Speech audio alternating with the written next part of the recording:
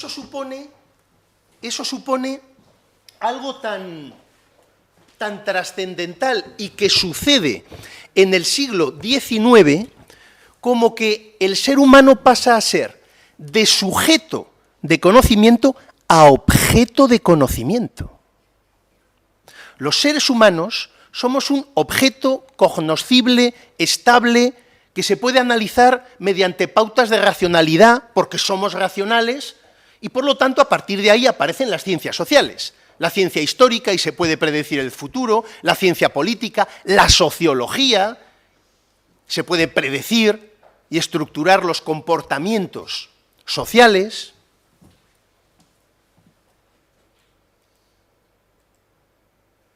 Ya hemos dado una primera definición de ciencia social. Vamos a hacer rápidamente la crítica, porque la charla, que no durará más de una hora, porque sé que es aburrida quizá, para los que no pertenezcan al campo de la filosofía, se va a dividir esta charla en una parte general, concepto de ciencia y su crítica, y en una parte especial. Aplicaremos esta propuesta de narratividad a las ciencias a dos ámbitos, al derecho y a la historia. Vamos a hacer una crítica a este concepto de ciencia. Ya desde mediados del siglo XX, algunos filósofos de sobra conocidos, solo voy a hablar de Foucault, hacen la crítica de esto que venimos diciendo. Para mí el clásico en este sentido es Foucault. Tiene dos libros muy recomendables: Las palabras y las cosas y La arqueología del saber. Dos libros que hay que leer. Fijaos, Foucault nos dice algo tan interesante como lo siguiente: las ciencias son un discurso político, como el resto de los discursos del poder, solo que no lo parece. No lo parece. Las ciencias sociales, la sociología, la ciencia política, la ciencia jurídica, son discursos del poder, pero no lo parecen. ¿Qué es lo que parecen? Ciencia. Y a través de esta apariencia, el poder elude muchos asuntos del debate, porque dice el poder: oye, sobre esto no podemos discutir, porque esto es una verdad científica, así que aquí esto no se vota, sobre esto no se debate.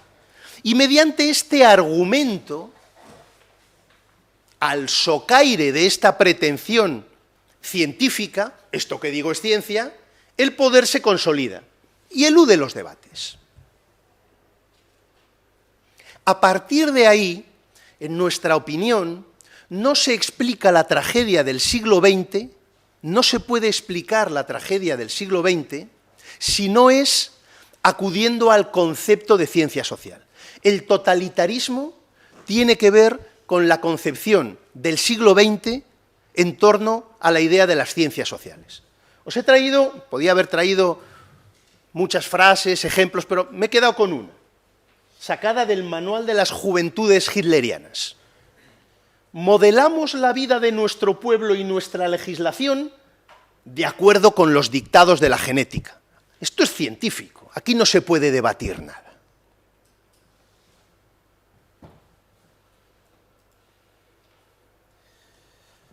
Hemos definido, grosso modo, concepto de ciencia y de ciencia social, le hemos hecho una crítica muy básica, y ahora, en tercer lugar, y para cerrar la parte general de esta intervención, vamos a hablar de las propuestas.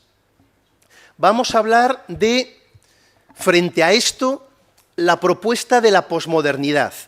En nuestra opinión, la propuesta de la narratividad. La posmodernidad, algunos estaréis pensando en autores abstrusos, incomprensibles. Yo creo que ha tenido dos fases. Una primera fase delirante, no nos gustan las ciencias sociales, despreciamos el concepto de racionalidad, con lo cual yo escribo de manera desordenada.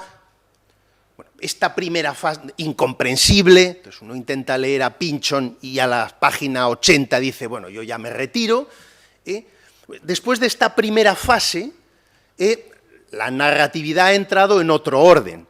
Vamos a ver, ya desde Weber sabemos que nosotros al contemplar la realidad, si es que existe, y no es una pura creación, la ordenamos en categorías. Con lo cual el desorden como propuesta no parece algo que tenga que ver con nuestra propia conformación como seres humanos.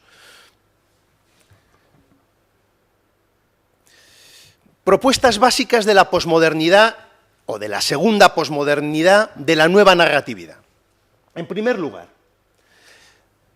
tenemos que tener muy claro, aunque no seamos científicos puros, y no podamos a lo mejor entender esas lecturas en su profundidad, que se ha producido una enorme revolución desde mediados del siglo XX en las ciencias puras, la física cuántica, la química cuántica, de tal manera que desde las ciencias puras se ha dado lugar a lo que se ha venido en llamar una deconstrucción de la realidad.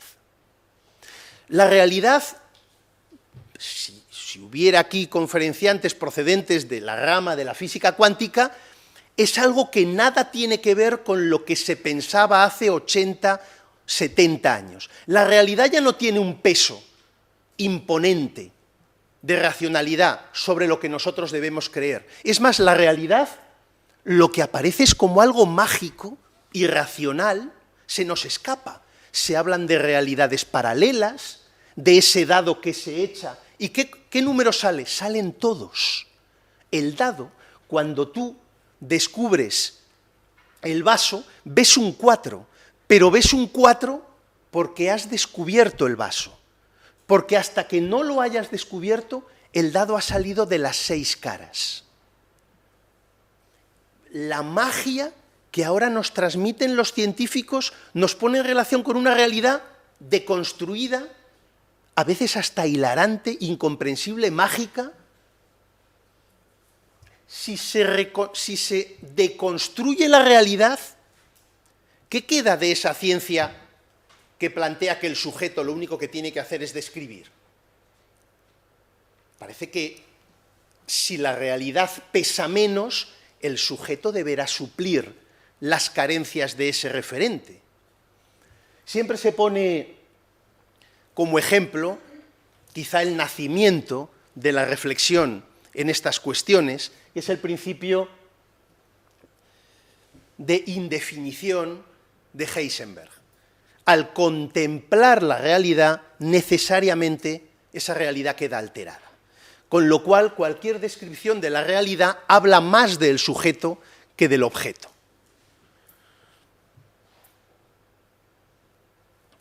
Segundo nudo de reflexiones. Cultura y ficción. Dos afirmaciones. La ficción, que es la columna vertebral de la narratividad y de la literatura, la ficción constituye la columna vertebral de la cultura. O sea, nuestra cultura es ficción. Hay varias culturas en la Tierra. ¿Podemos decir que una cultura es mentira? ¿A que no? No se puede decir de una cultura que es mentira. ¿Por qué? Porque la ficción se mueve en otros parámetros. Sobre la ficción no se puede elaborar ese tipo de juicios, verdad o mentira. Veremos qué tipo de juicios se pueden elaborar.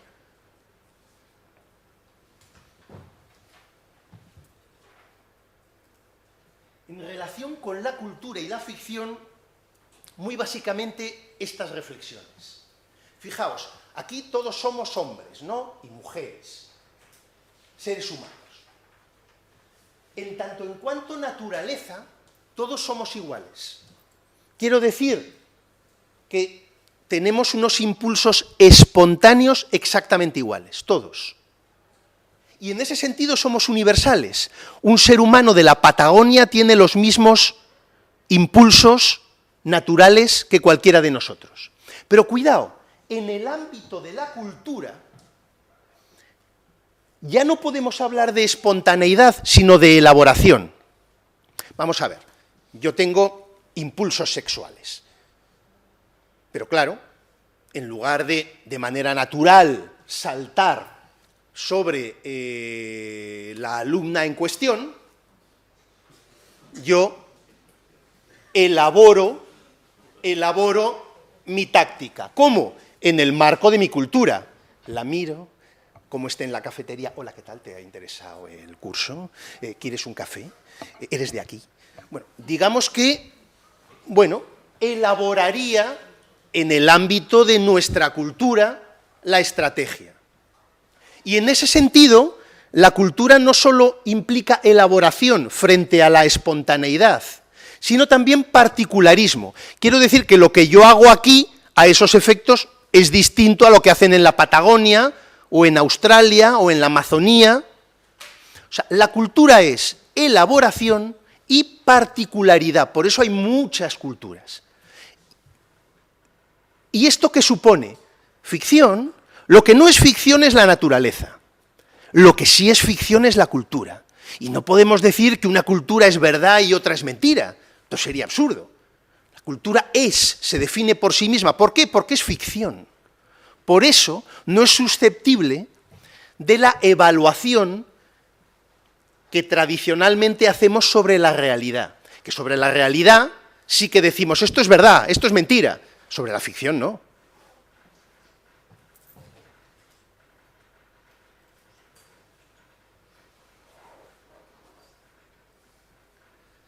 La cultura es ficción, y la cultura es la que nos dota de consistencia en el mundo. Fijaos que la cultura es una necesidad, ¿por qué? Porque la ficción surge en el límite. Precisamente cuando no vemos es cuando imaginamos, y el hombre se define por 3 límites. Antes de nacer yo no estaba, después de morir, yo no voy a estar, y además soy hombre, no soy mujer. Y sobre estos 3 límites se genera una ficción que es cultura. Y sobre esto no se puede hacer ciencia. ¿Por qué? Porque estamos en el mundo del sujeto, no del objeto. Estamos imaginando, creando una ficción, ¿para qué? Para poder vivir, para que nuestra naturaleza tenga un sentido aquí y ahora.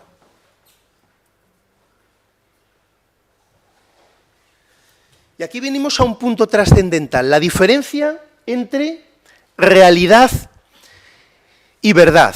Fijaos, hace muchos años un profesor dijo una cosa que a mí me impresionó y que años después me sirve de bastante. Recuerdo que este profesor dijo, era un catedrático de Derecho Civil, José Luis Moreu Bayonga, de la Universidad de Zaragoza, y dijo, si los geólogos no existieran, esas montañas de ahí seguirían existiendo. Queremos decir que la ciencia de la geología no se inventa las montañas, ahí están las montañas. Pero dijo, si los juristas no existieran, no existiría nuestro derecho. Fijaos que las ciencias sociales inventan el objeto. ¿Qué quiere decir esto? Que hay que cambiar la perspectiva. Lo que interesa en las ciencias sociales no es el objeto, sino el sujeto, porque son pura creación. Sin el sujeto que crea, que hace la ciencia social, no la habría. Y aquí viene otro punto sugerente, en mi opinión, importante al hablar de literatura, narratividad y construcción de los campos que antes quedaban al socaire de las ciencias sociales. La relación entre literatura y verdad. No sé si os habéis planteado de dónde sale la poesía, por qué se les ocurre a los seres humanos rimar, y qué antiguo es esto, ¿no?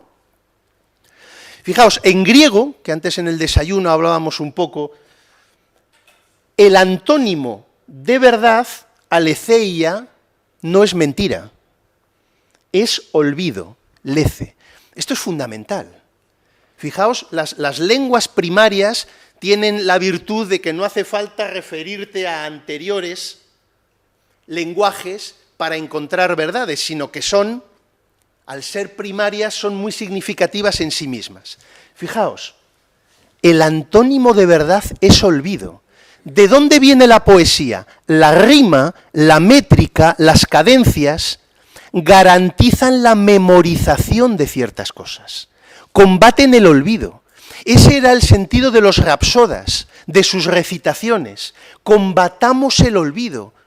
Se van memorizando las historias, de todo tipo. Y ese es el sentido de la literatura. Luchar contra el olvido. ¿Por qué? Para mantener la verdad. ¿Y qué verdad es la que se quiere mantener? Cada pueblo la suya. No me gusta utilizar la palabra pueblo. Cada cultura la suya. Cada cultura la suya. Su historia. ¿Es mentira o verdad esto que se cuenta? No, es que no es la dicotomía. Una historia se olvida o se recuerda. Si se recuerda es verdad. Si se olvida, no hay nada que decir sobre ella. Todo pura narratividad. Y en el origen de esa lucha contra el olvido y esa apuesta por la verdad, la nuestra, la de cada cultura, ahí surge la literatura, la narratividad.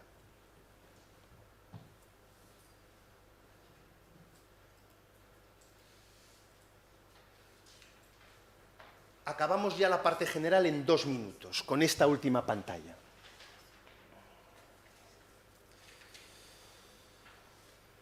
Sí. Fijaos, el hombre es lenguaje. No hace falta decir que el lenguaje constituye una construcción de la realidad. El lenguaje es embriagador, en tanto en cuanto que la cantidad de libertad que genera es brutal. El ejemplo que pongo siempre es ese niño de 3, 2, 4 años que está jugando en la arena y nosotros vemos unos cubos de arena, pero él, con sus palabras primeras, ¿qué es lo que ve ahí? Castillos, palacios. Está por primera vez viviendo la embriaguez de la libertad en el lenguaje. Hay una frase fundamental de un antropólogo francés que para mí es una referencia, Alain Chipiot, tiene un libro clásico, Homo Juridicus. Dice, el hombre es un animal metafísico. Es el sujeto el que genera el sentido, el que crea la verdad. Y con el lenguaje se construye esa verdad. Pero también en el segundo Wittgenstein tenemos eso. Lo que caracteriza al espíritu humano en su despertar es que para él un fenómeno posee un sentido. Sentido, verdad. La creatividad de la que estamos hablando, esa capacidad del sujeto es delirante, no tiene límites. Tiene límites. Tiene límites. Todos tenemos una capacidad de percepción a través de los sentidos homogénea, con lo cual estamos limitados, y eso nos lo enseña la filosofía europea desde la fenomenología, estamos limitados por una manera homogénea de percibir. Con lo cual la narratividad, la creatividad, si bien define un amplio margen de posibilidades, ese amplio margen está acotado. Hay locura. No me meto en esto, pero sí quiero volver a citar a Foucault. En el análisis de la locura, los clásicos trabajos de Foucault sobre la locura, en el análisis de la locura encontramos los límites del precipicio para poder valorar nuestras verdades y vislumbrar otros mundos. Yo creo que hoy en día Foucault es la lectura que hay que hacer en muchas de estas cuestiones. Estamos diciendo, y aquí acabo la parte general, esto es, en mi opinión, importante, que esa libertad creativa del sujeto a la hora de crear una verdad es limitada. Y yo os digo lo siguiente, si caen las ciencias sociales y la literatura ocupa su campo, la limitación de la ficción vendrá determinada por distintos parámetros en los distintos campos de las viejas ciencias sociales. Ejemplo, y ahora ya pasamos a la parte especial. ¿Hay ficción y hay literatura en el derecho? Sí, y lógicamente los límites a la imaginación del jurista no vienen determinados por los mismos parámetros que los límites a la imaginación del historiador, que vienen determinados por otros parámetros, que los límites a la imaginación del científico de la política, que los límites al... Si la literatura, si la narratividad ingresa en campos de las viejas ciencias sociales, en cada uno de esos campos los límites a la creatividad del sujeto serán distintos. Vamos a verlo, vamos a verlo.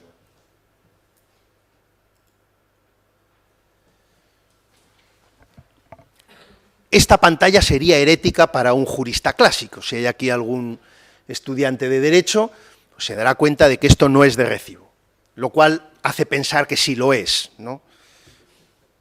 O sea, el que se sienta eso como herético en el ambiente jurídico a mí siempre me ha hecho pensar que lo del ladran, luego cabalgamos, ¿no? Vamos a hablar del sujeto y del objeto en el derecho. Hoy en día, el derecho, el objeto jurídico, ¿no? Pues tendríamos muy claro, es la ley, los códigos, ¿no? Esa es la realidad sobre la cual el sujeto debería describir. Si el derecho es una ciencia, en el sentido clásico, el jurista no pinta nada. El juez es una especie de máquina, ¿no?, que aplica la ley de manera objetiva. Dice un juez tradicional, yo aplico el derecho. Podré estar incluso en contra, pero yo aquí ni entro ni salgo, ¿no? Yo aplico la ley, soy un científico, soy un jurista. Bueno, vayamos al momento originario de esta cultura jurídica nuestra europea para darnos cuenta, los momentos originarios son muy significativos. ¿Cuál era el derecho en el momento originario de nuestra cultura jurídica? Año 1000, siglos XI, XII, en esa Europa desordenada, caótica, insegura de la alta Edad Media, se considera que el derecho, lo que se tenía por tal, era el derecho romano, el de aquella época, de esa Europa con paz, con seguridad, con autoridad, con criterio. Pero ¿y dónde están los textos del derecho romano? Pues un emperador en el siglo VI, Justiniano, había realizado una compilación de todo el derecho romano. Hay que encontrar estos textos. Y ahí empieza una aventura que algún novelista debería escribir, a mí me gustaría hacerlo dentro de unos años. Vamos a buscar los textos. Cuidado que la cosa tenía su peligro. Caminos peligrosos, bandidos, llegar a una abadía, entrar en la biblioteca, he encontrado 14 libros del Digesto. Los tengo que copiar, ahí no hay fotocopiadora ni imprenta, los tengo que copiar y luego volver. Imaginaos lo que es eso. Bueno, pues esa es la verdad de la época. Cuidado, yo aquí no hablo de realidad, porque en esta época todavía no podemos hablar de ciencias sociales, con lo cual, de alguna manera, la narratividad es un volver a una etapa originaria. Esta es la verdad, este es el derecho, y lo vamos reconstruyendo poco a poco. Yo he encontrado 12 libros del Códex.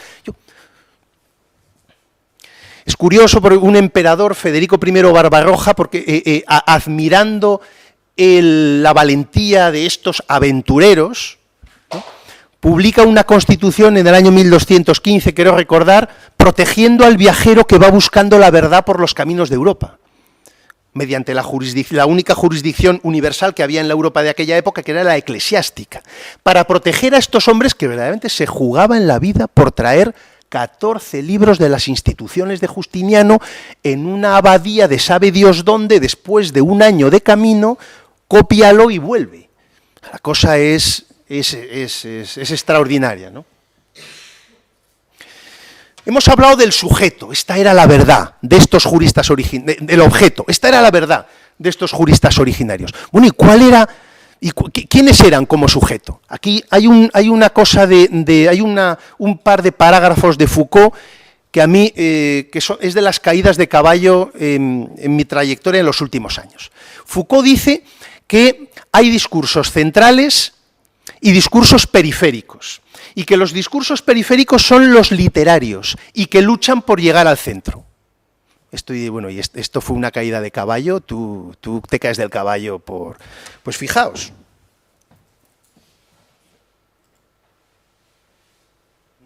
no os fijéis. Ah, no ha salido, qué pena. No ha salido. Al pasar él. Os traía una fotografía, qué pena que no haya salido, porque esto es para verlo. Una fotografía de una página del Digesto del siglo XVI. Y si hubiera salido en la transición del programa, veríais que el derecho ocupa el centro de la página. Y todo alrededor de la página son los comentarios literarios de los juristas sobre esa verdad. Que verlo, a mí, yo digo, pero Foucault estaba trabajando sobre textos jurídicos, porque es discurso central, el texto del derecho romano, y todo alrededor la literatura. En aquella época se hablaba de literatura jurídica, por cierto, y de los distintos géneros de la literatura jurídica. ¿Y qué se pretende con esto? Bueno, el derecho no es una realidad que pese muchísimo y que no se pueda discutir. No, el derecho era una verdad. Ya la hemos encontrado. Pero sobre la verdad no se puede decir que sea verdad, no es susceptible la palabra mentira. Simplemente la verdad hay que recordarla y es dúctil y se puede recrear. Por lo tanto, es susceptible de ser modificada por una verdad de su misma entidad, o sea, por la literatura, por la narratividad, por la imaginación. Y esos discursos periféricos, poco a poco se van integrando, ¿sabéis?, en el centro, y van ocupando parágrafos de la norma. Los romanistas finos detectan en la norma las interpolaciones. Esta frase no es latín clásico, esto es literatura que se ha entrado de la periferia al centro en el siglo XIV, en el XVI.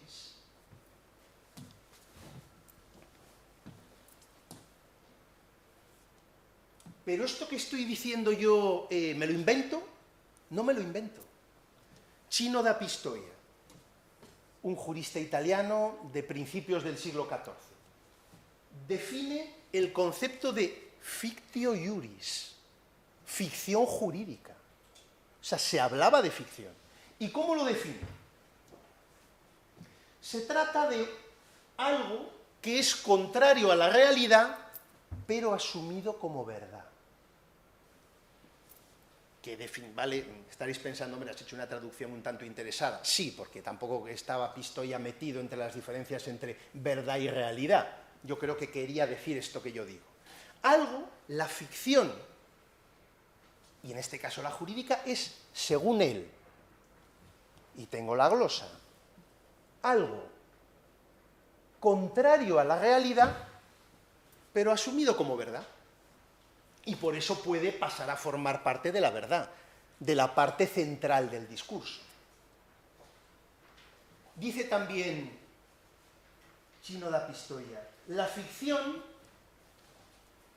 es tan válida como la verdad.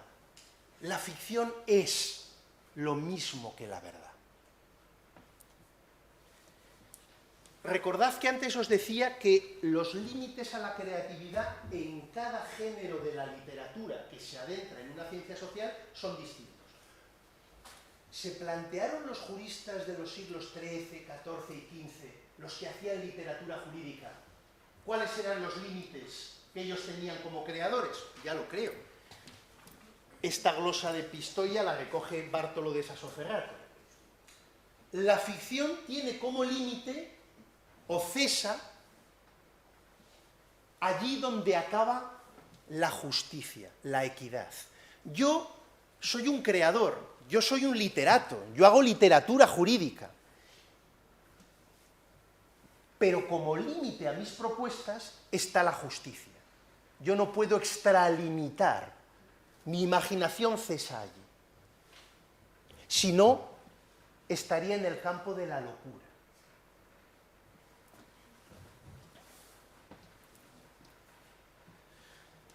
Y acabo con lo siguiente. Fijaos, hoy en día, como todavía vivimos en una época contemporánea y cientifista, la única fuente del derecho es la ley, básicamente, ¿no? La costumbre, los principios, no los liemos. La ley.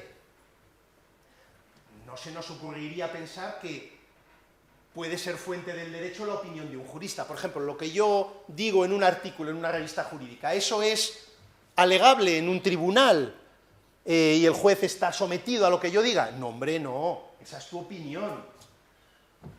Hasta el siglo XIX la opinión de los juristas ha sido fuente del derecho en Europa, hasta finales del siglo XVIII. Siempre fue fuente del derecho la literatura jurídica, siempre. Es en la contemporaneidad, bajo el imperio de la teoría de las ciencias sociales, cuando la opinión, la literatura jurídica deja de ser fuente, porque nos cuentan un cuento que nos creemos. El poder nos dice que el derecho es una ciencia y por lo tanto se sustrae al debate sus contenidos. Pero pensad en eso. Hasta el siglo XIX, que surge el imperio del programa de las ciencias sociales, la historia como ciencia, el derecho como ciencia, la economía como ciencia, la política como ciencia, hasta la contemporaneidad, los literatos del derecho eran alegados en los tribunales y su opinión, entre comillas, iba a misa. Por eso un jurista culto sabe quién es Ulpiano, Papiniano, Modestino, Gallo, Chino da Pistoia, Baldo, Bártolo, porque eran derecho. Parte general y parte especial. Hemos aplicado la teoría de la parte general a una ciencia social. O lo que es lo mismo, en la medida en que estamos cambiando, nosotros proponemos no la desaparición de las ciencias sociales como tales, sino que se articulen debidamente sus carencias, que asuman pautas de narrativa, por un lado, ellas en su propia dicción, lo veremos ahora, y que permitan también, por otro lado, la integración de la literatura, pura y dura en su seno. Esto es lo que es más difícil de digerir. Por ejemplo, en el ámbito jurídico, imposible de digerir. Segunda parte especial. ¿No ha salido? Sí. Relación entre la ciencia histórica y la literatura. Bueno, como el profesor Jordi Canal estará con vosotros mañana no pasado, yo pienso, bueno, si está aquí Jordi Canal, yo no voy a hablar de esto con carácter general, porque él lo va a hacer muchísimo mejor de lo que lo puedo hacer yo. Pero no quería dejar pasar esta cuestión, la relación entre literatura y ciencia histórica, sobre todo estando el profesor Canal, que así puede haber debate. Entonces digo, ¿cómo puedo hacer una pequeña parte especial sobre esta cuestión, estando Jordi Canal con nosotros? Digo, bueno, pues voy a hablar de dos libros. Voy a hablar de dos libros que probablemente hayáis leído, algunos de vosotros, y de esta manera pues será más sencillo reflexionar sobre esto que voy diciendo. En primer lugar, algo que considero importante. En historia, ¿cómo se articula el concepto de verdad y de olvido? Fijaos, de nuevo vamos a Grecia. No sé si sabéis, que no creo, porque tampoco es eso, cuál es la etimología de la palabra nostalgia. La palabra nostalgia viene de dos grafías griegas que son dolor y recuerdo. La nostalgia es, por lo tanto, ese recuerdo que nos suscita el dolor. Entonces, ejemplo tonto, nos ha dejado nuestra pareja, tenemos dolor. Entonces empezamos a recordar aquellos días en los que paseábamos con ella, lo buena que era, cómo nos quería, cómo nos cuidaba. Y ese recuerdo nos consuela tanto en nuestro dolor que estamos en la mecedora y no nos levanta nadie. Ahí, eso es lo que decía Ortega, hablaba muy mal de la nostalgia, porque decía que era un sentimiento paralizante. Y es verdad que si uno va en estas condiciones al psicólogo y el psicólogo es bueno, lo que le dice es, ¿cómo que era tan buena tu pareja? A ver, vamos a hablar de sus defectos. No, es que no tenía. Venga, piensa. ¿Por qué? Porque el psicólogo sabe que el recuerdo desde el dolor tergiversa lo recordado. Como tiene un efecto terapéutico, la tendencia psicológica es a tergiversar el pasado para que sirva de consuelo. Y eso, psicológicamente, es paralizante. Pero cuidado, no solo recuerdan los hombres, también recuerdan los pueblos. ¿Y qué quiere decir eso? Que también sienten nostalgia los pueblos, pero ahí el sentimiento es totalmente contrario. Cuando una sociedad siempre siente dolor, por crisis, tragedias, acontecimientos, empieza en ese dolor a recordar el pasado, también mitificándolo. Pero ese pasado se convierte en un programa de futuro. Tenemos que volver a esa situación. Claro, esa situación nunca fue tal, porque estamos tergiversando el pasado para que nos sirva de paño de lágrimas. Con lo cual ese pasado en realidad nunca fue y sirve de programa de futuro. Ese es, en mi opinión, el sentido profundo de la verdad histórica, que se ha querido transformar como ciencia durante los siglos XIX y XX, dando lugar a barbaridades, pues como, yo he sido muy marxista y militante del PC, pero yo ahora esto lo tengo muy superado, como a las concepciones históricas del materialismo, ¿no? Bueno, que parecía que no, así podemos predecir lo que va a pasar dentro de 50 años, porque esto es una ciencia. Pues claro. Y el que se oponga a lo que va a pasar dentro de 50 años está en contra del progreso, con lo cual hay que depurarlo. Claro. Entonces, nos movemos en un ámbito de la sensibilidad histórica muy distinto al que han planteado los teóricos cientifistas. Bueno, y con este punto a priori, dos libros. En mi opinión, un enfoque desenfocado y un enfoque muy bien enfocado. El enfoque desenfocado. A ver si hemos leído algunos de nosotros, y acabaré en la hora clavada. He empezado a -20, pues esto se acaba a -20. Lo mío, digo. Un enfoque desenfocado, en mi opinión. El libro de Javier Cercas, Anatomía de un instante. Y cuidado, empiezo por decir, considero que es un gran libro, es una obra maestra, es un libro que hay que leer, pero no es una novela. Llega un momento y dice, la Basílica del Pilar es preciosa y no hay por qué decir que es la Catedral de Zaragoza. No es la catedral está al lado y es muy bonito el Pilar, no le hace falta ser catedral para ser bonita. Pues aquí pasa lo mismo, ¿no? El problema es que Cercas defiende que su libro, que para los que no hayáis leído es un libro de historia que se centra en el golpe de Estado del 23 de febrero, el problema es que él dice que eso es una novela. Claro, dice, bueno, yo creo que no. Y empiezo por lo que creo. Yo creo que en este proceso que estamos mencionando de que la narratividad entre en el campo de las ciencias sociales, aquí Cercas hace todo lo contrario. Muy bien hecho, utilizando técnicas narrativas, enriquece la historiografía. Es un magnífico ensayo de historia. Pero hace todo lo contrario. Pretende que lo que es un ensayo de historia entre en el campo de la literatura y sea considerado una novela. Y no, esto es un ensayo de historia. Él publicó hace 1 año y medio, Javier Cercas, un artículo en una reunión de profesores de literatura en Inglaterra, que luego publicó en versión resumida y es fácil encontrar en ese sentido, en castellano, con el título de La tercera verdad, defendiendo la tesis de que su libro era una novela. El primer argumento que él utiliza es que esto es una novela porque la gente lo lee como una novela, y con lo cual si la gente leyera, textual, la guía de teléfonos como una novela, la guía de teléfonos sería una novela.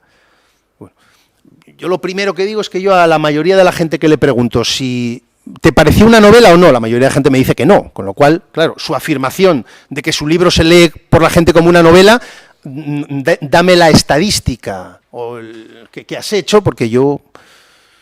Y además, bueno, no me parece un argumento verdaderamente razonable, porque yo, por mucho que la gente lea la página de la guía de teléfonos como una novela, yo me voy a negar siempre a decir que eso es una novela. Él lo que luego viene a decir es lo siguiente, y esto ya es un argumento más interesante. Él viene a decir lo siguiente, ¿qué es la novela? Él dice, la novela es un género de géneros, un género degenerado, un género caníbal, que canibaliza el resto de los géneros. Es verdad que cuando la novela surge, los géneros seguíamos moviéndonos prácticamente, ¿no?, en la trilogía aristotélica clásica, ¿no?, de los tres géneros, ¿no?, de la lírica, el teatro y la épica. Entonces aparece ahí Cervantes con el Quijote.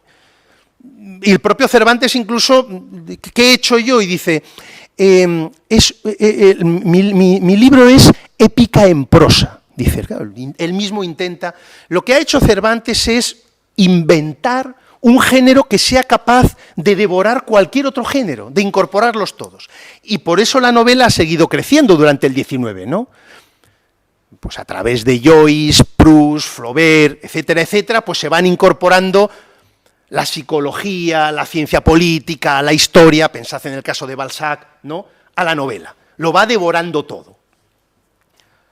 Pero claro, la novela puede renunciar a muchas cosas en su indefinición. Al ser un género de géneros, es un género con muy poca definición, con unos límites muy desdibujados. Pero hay uno que todo lo que es porque tiene un límite, ¿no? Si no hay límite, no puedes definir algo.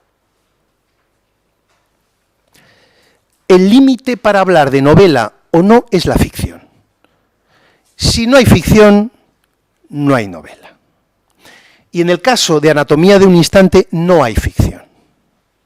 O sea, el esfuerzo del autor es describir, entender una serie de razones. Él alude a Aristóteles en la Poética, yo creo que ahí está desacertado, porque él dice, Aristóteles nos dice que un historiador lo que quiere es saber qué hizo un hombre en concreto en un lugar en concreto. Y un poeta, ¿a qué aspira? A saber lo que haría cualquier hombre de cualquier lugar, como que más universal la poesía. Y el historiador es como a ver qué hizo Gutiérrez la tarde del... Bueno, los historiadores del siglo XX son más universales que eso, los buenos, ¿eh? Aspiran a mucho más que al ámbito localista específico de saber qué pasó tal día en... O sea, que yo creo que la definición de Aristóteles para decir, como yo, o sea, Javier Cercas, como yo pretendo entender por qué alguien como Suárez, que jamás creyó en la democracia, se la juega en un momento dado por la democracia, por qué alguien como Carrillo, que jamás creyó en la democracia, un estalinista, me quedo sentado, no me tiro al suelo y si me matan, ¿por qué Gutiérrez Mellado?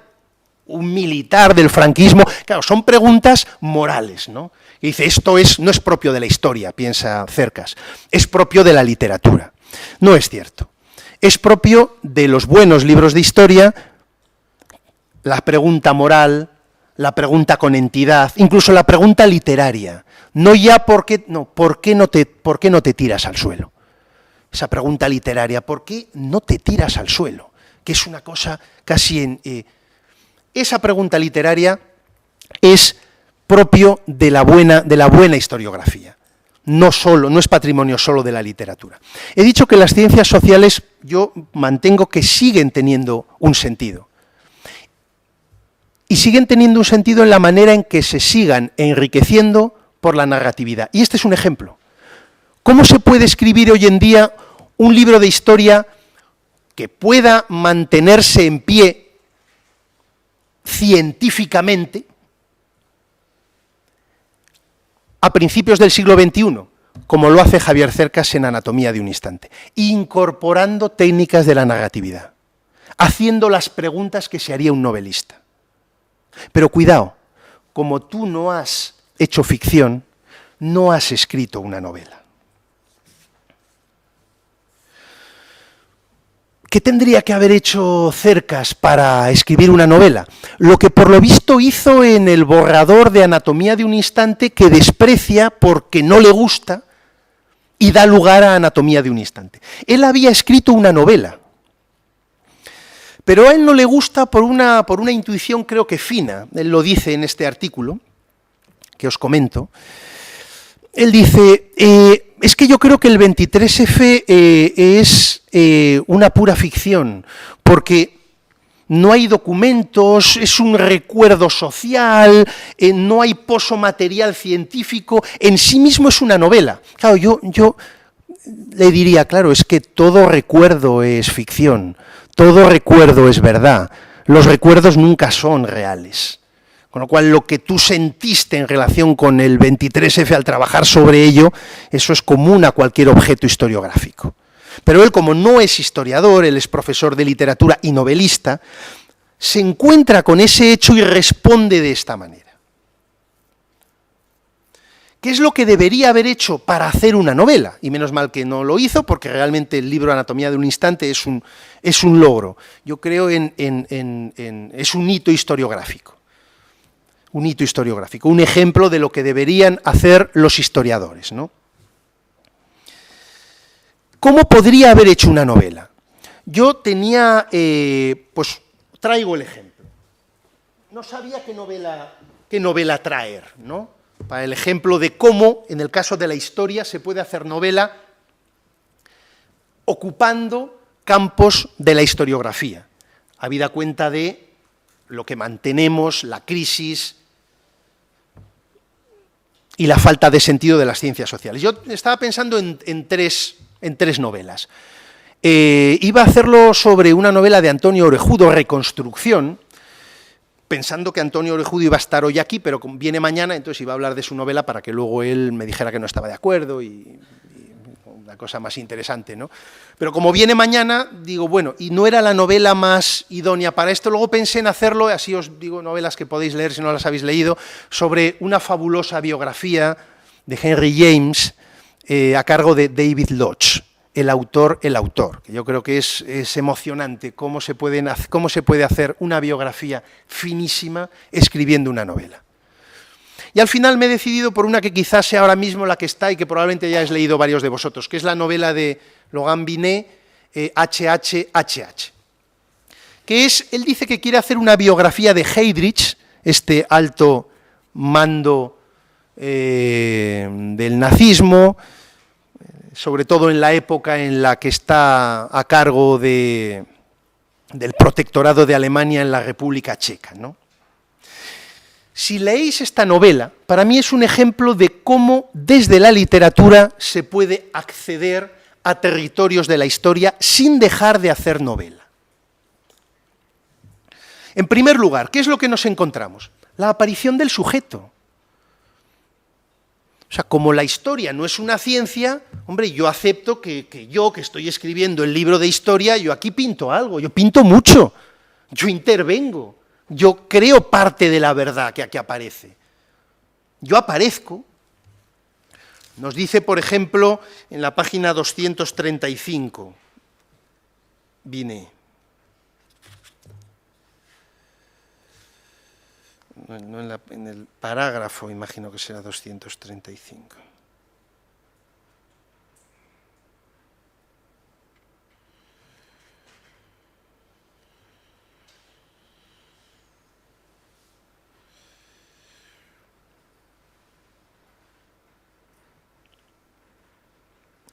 Bueno, en un momento dado, aparece el autor, en un momento dado a los autores del atentado contra Heydrich, en el fondo la novela no es la biografía de Heydrich, acaba siendo la biografía de dos jóvenes que se juegan la vida por quitarle la vida al asesino, sabiendo que ellos la van a perder. Y la pregunta es, ¿por qué haces esto? Esa es la pregunta literaria, la pregunta moral, ¿no? que alimenta la novela. En un momento dado, pues él en sus investigaciones históricas encuentra la foto de la novia checa de uno de estos dos jóvenes. Y la mira, nos está contando cómo era esta chica, y los que estamos leyendo la novela ya sabemos que el autor tiene una novia, que se llama Natacha, que eso en un libro tradicional de historia no te enteras, ¿no? Yo, cuando escribía libros tradicionales de historia o de derecho, yo no hablaba de mis novias. Sin embargo, aquí Binet... ¿Por qué? Porque es relevante que hable de sus novias, porque él es el que nos está escribiendo el libro. Yo quiero saber quién es el que está escribiendo el libro, porque me lo estoy leyendo, ¿no? Y entonces empieza a comparar a esta chica, a Anya, con su novia. Y eso le da una fuerza al libro, porque él quiere a su novia, y piensa que se parece a esta chica, y piensa que este hombre se está jugando la vida y la va a perder, y entonces va a renunciar a esta chica. Es como si yo renunciara a mi novia, y tú estás leyéndolo y sabes y entiendes, porque no es ciencia, porque es literatura, lo que está haciendo el protagonista, uno de los dos protagonistas básicos de esta novela. La aparición del sujeto, fundamental. La literatura aporta eso a la historiografía. Reaparece el sujeto, el autor. Segundo factor que a mí me parece fundamental. Fijaos, los historiadores, cuando hacen historia, nunca cuentan sus problemas metodológicos. Lo que le ha costado encontrar tal documento, que no tenía dinero para viajar a tal país donde había un archivo y cómo me las arreglo, llamo por teléfono a un amigo, ¿puedes pasarte 3 días ahí, me lo envías por fotocopia, por favor? El amigo, oye, mira, que no tengo tiempo, tal, además no lo voy a encontrar. Todas estas historias, ni anota a pie de página. Binet nos las cuenta. Y eso descubre partes de la verdad. Porque son partes de la verdad, porque al final lo que contamos en el libro tiene que ver con eso. Si hemos podido ir, si no hemos podido ir, si teníamos dinero, si estaba enfadado, si me aburría y no me acabé el libro. Binet en un momento dado dice que hay un libro de la viuda de Heydrich donde cuenta su historia con Heydrich. Y él dice, es que no quiero leer este libro, es que me parece, odio a Heydrich, no me voy a leer el libro de su esposa donde va a decir, y además vale una pasta, lo he encontrado por internet y vale un pastón, yo no me leo. Entonces ya lo deja, y tú estás leyendo la novela y dices, te lo tenías que haber comprado, no puedes no haber leído el libro de la viuda de Heydrich. Y pasan 50 páginas y un poco apesadumbrado dice, bueno, reconozco que al final me compré el libro y lo leí, y además era un asco y no aportaba nada nuevo. Bueno, eso es fundamental a la hora de escribir historia. Claro, estamos hablando de literatura.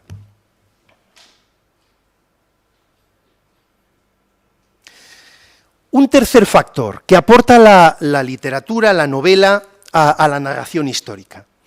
La construcción narrativa del objeto. Esto es fundamental. La construcción narrativa del objeto es fundamental. ¿Y qué quiero decir? ¿Qué quiero decir con esto? Fijaos, los dos jóvenes que huyen de la República Checa, uno de Eslovaquia y otro de la República Checa, que acaban en Inglaterra y que luego vuelan en un avión, son lanzados en paracaídas con la misión de matar a Heydrich. Esos dos jóvenes entrañables, llenos de futuro, que lo pierden. Por eso, que luego cuando vienen las represalias de Hitler, imaginaos el sentimiento, a lo mejor hemos ocasionado más mal que bien, porque Hitler se ha enfadado y está cometiendo unos... Todo eso solo se puede contar literariamente, porque el historiador como tal no tiene fuentes para saber el sudor frío del dolor que tuvieron estos hombres escondidos en una iglesia, porque no hay fuentes. Lo tienes que imaginar, pero ¿acaso es mentira? No sé si fue real o no que sudaran sangre, pero estoy seguro de que, no sé si fue real, pero es verdad. ¿Y por qué es verdad? Porque lo cuenta el novelista, y eso se hace verdad. Yo creo que no fue real, es que me importa, perdón, un pito, la realidad. Quizá Jordi Canal nos hable de Semprún, no lo sé, y de su apuesta por estos mismos conceptos. Pero aquí, en esta novela, y también, y me hubiera gustado también traer la de David Lodge, aparecen esas verdades inconstatables historiográficamente y que solo la literatura nos trae. Esas noches, esos sueños, completar la historia con literatura hace posible que la historia pase a ser verdad. ¿Por qué? Y aquí acabo. Porque hemos dicho que el antónimo de verdad en griego no es mentira, es olvido. ¿Y qué es lo que pretende tantas veces Cercas, por cierto, sobre todo en Soldados de Salamina, como gran novelista que es. ¿Qué es lo que pretende Binet con este libro de historia, pero que es una novela? Lo leo y con esto acabo. Si es que me lo he señalado bien. Sí, me lo he señalado bien. Fijaos, cuando están buscando a estos dos jóvenes en Praga, por toda la ciudad, ayudarles era jugarse la vida. Una de las cosas que enternece a Binet es la cantidad de familias que les ayudan. Gente que tenía hijos pequeños, esposa, marido, hermanos, amigos, y que se juegan su vida y que la pierden por ayudar a estos chicos.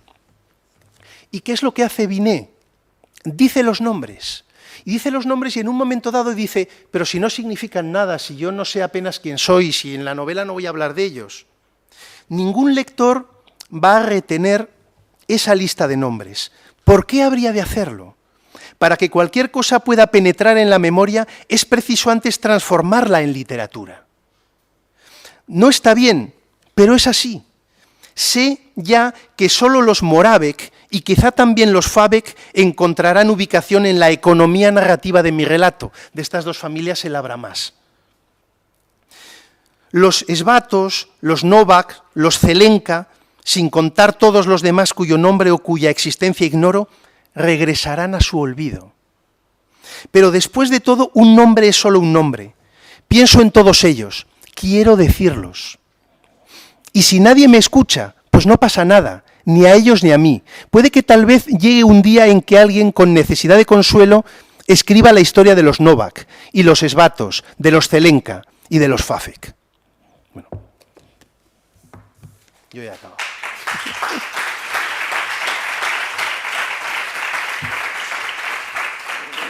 Y si os parece, vamos a hacer una cosa, vamos a hacer 2 sesiones, porque el debate final lo haremos todos juntos, de las 4 sesiones, y luego un descanso, con lo cual ahora sería la sesión de